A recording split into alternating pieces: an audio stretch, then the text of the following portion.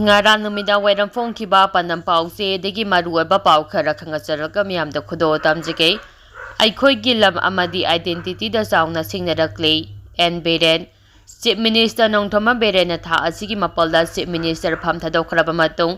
ahamba oina social media da phongdorakhiba wafamda aikhoigi lam amadi identity da sauna singnarakle haina thamrakle loinina kumja lising aniga sumna kunga humdoige May ani fawada mahang na ilege amregel lo na sangsilapa thingnaba hotnabaga loinana thidopagi thabak sathaduna laki hairakle ex Minister Nongthoma Beren hai kumja lising aniga sumna kungi nithoida sasinaba India gi adaka pairamba Myanmar National ama phaba ngamkhei amadi ngasi phawbada kaya amasu phaba ngamdana amadi thidopa ngamdana leiramba yai nungsijaraba aihaki yelawmi ichil inausinggi mafamda hajaningbadi aikhoigi lam amadi identity da chauna singnarakle Mishing yamjadaba amadi resource laijadaba aikhoi ngasidi awaba phibam ama mayoknaduna leiri kumja lising aniga sumna kunga homdege May ani fawa aihangna chokthaba leitana mitop masa khangdopagi thabak sathaduna lakhe adubo kumja lising aniga sumna kunga homdege May ahumdege state missionary na achawa struggle ama mayoknaduna lakle Myanmar ga kilometer 3.9 ba ngamkhei saruk puliba asida ngapi sembiba leitana lakheba amadi Free Movement Regime FM Marsanaduna Lakpana Manipur ge demographic balance ta chauna akaiba pirakhe asigoma thajadaba thong asi aikhoigi mimangmakta da tholakhibani kumja lising aniga sumna taraga tareta BJP ge lengang hek lakpadege masigi signaba asi aduki mati hengalakhe amadi kumja lising aniga sumna kunga humdoige May ahumdagi de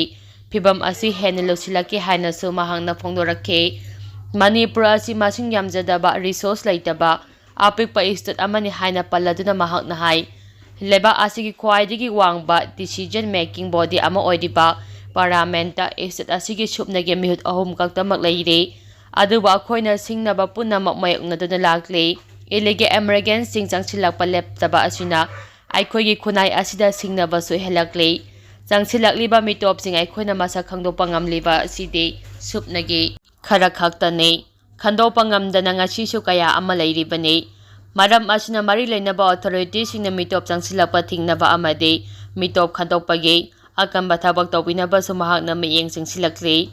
aihaki oinadi mitop changsilapa thingnaba amade mitop khandoktuna maramda halankhibana aihaki angamba thakta aduma honakigane singnarakliba asi aikhoi khaktagi nate masina makhatana aikhoigi ngamkhei wangbada su lalakani haina su phongdorakle Makhatarapa pauda Manipur gi territorial integrity da compromise tawroi mitop sanghandana ba thabak lokhale samipatra Manipur da president rule thamdana taragani thoi suba Manipur Legislative Assembly suspended elimination na thamkraba matung BJP Manipur incharge oiriba Dr. Samipatra na Manipur gi territorial integrity da mong amata da compromise tawroi hana thajaba pikre Manipur da president rule thamkraba matung ngasi BJP gi MP Dr. Samipatra ne state asigi territory kahendana thambaga lodana magi party asina Manipur da mausagi punsida sojina makke hanjilakna ba hona kani habigi thajaba chapchana thajaba thamkrai BJP gi North East in charge oidiba Dr. Samipatra na Manipur mausagi punsida hanjilakna ba BJP na kathopa amaga lodana tawaya ba thabak sing tawri haba wafam thambaga lodana political gi sarang na ba phibam amade ethnic tension laidiba asigi yenglaga Impala security ki akamba section tharong lakhopaga lojana illegal oina Manipur da mitop changsilaba thingnaba akamba thabak lokhale hana suphongdoke national security ki matangda BJP ki phirep ki matangda palladuna mahakna hai Manipur ki territorial integrity ki matangda maung amatada compromise auroi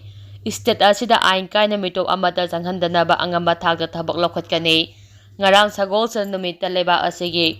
President Dorabati Murmu na Constitution ki Article 356 ki makhada Manipur da President rule thamle habegi report governor dagi phangkhibani masiga iroinana authority ne state assembly suspended tawduna power khudimak parliament ta sinakibani haujikti administration ki thabak thoram sing governor ki khutangda president hak thengnana control tawkhrabani union home minister ki makhada phongkiba gazette of India da phongdorakhibagi matung inna Khudaktagi Manipur government ki authority suspend tawbaga lodana Manipur Legislative Assembly ki sakti pumba parliament sinare hana phongdokibani Parliamentary approvalꯒꯤ ꯃꯇꯨꯡ ꯏꯟꯅ President Rule asi tha 6 ꯐꯥꯎꯕ ꯊꯝꯕ ꯌꯥꯏ꯫ President Rule ꯂꯩꯔꯤꯉꯩ ꯃꯅꯨꯡ ꯂꯩꯉꯥꯛ ꯁꯥꯁꯟꯒꯤ ꯊꯕꯛ ꯄꯨꯝꯕ Central Governmentꯒꯤ ꯃꯈꯥꯗ ꯇꯧꯒꯅꯤ꯫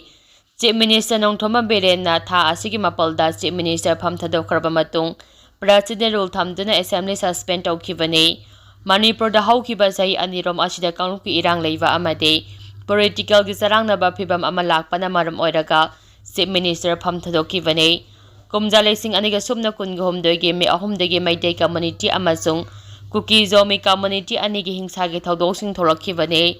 Irang asida miyoi cha kaya sikhibaga loinana miyoi lising humpugi mathakta mayum maikei leitana lanjena duna relief camp singda ngasi pawa changjafam lawduna leiribani. Maraksida Manipurda leiriba BJP gi lusingba same patrabo ngak senaba Z category ki thakta CRPF personnel singna ngak same thabak laukhrabani. Makhatarapa pauda President Rule na waroichin oiba yaroi thamoi sengba political will mathau tai Irom Saramila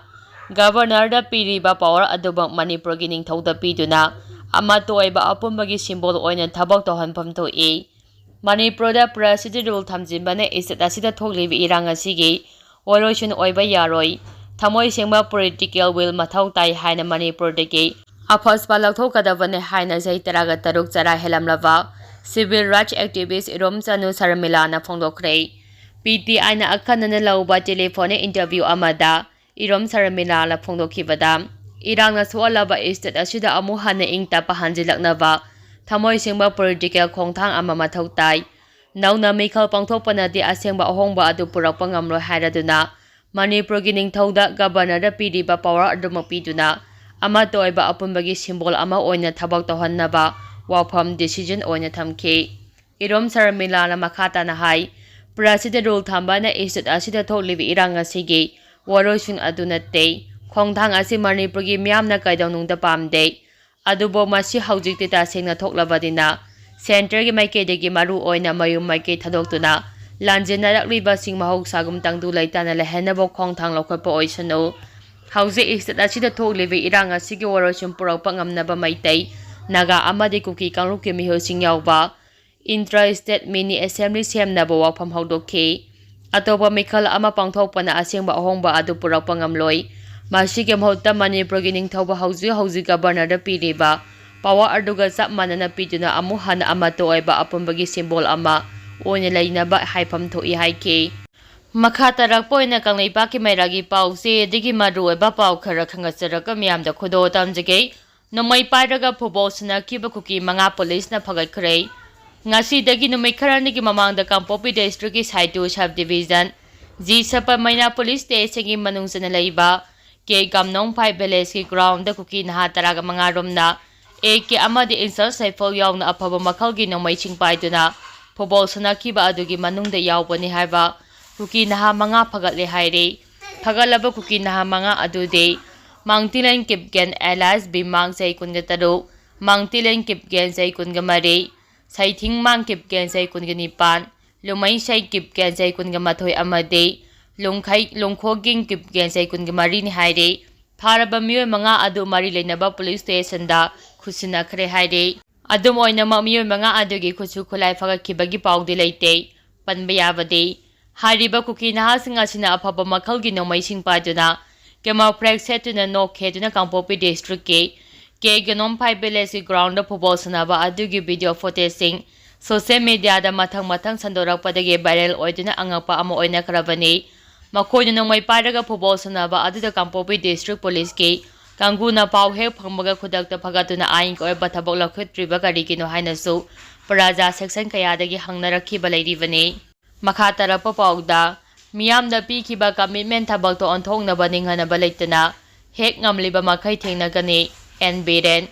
illegal American drug border fencing yawna Miyamda Pikhiba Commitment sing adu thabakta onthoknaba hek ngamliba ngamkhei thengnagigani ngasi aikhoigi mangda tariba singnaba sing ngasi aikhoi khaktagi natte tungda lakadriba mirol singine hain istat asida animated suspension thamkhraba matung caretaker chief minister NBRN mahaki extra Tagalakhiba warol amada haire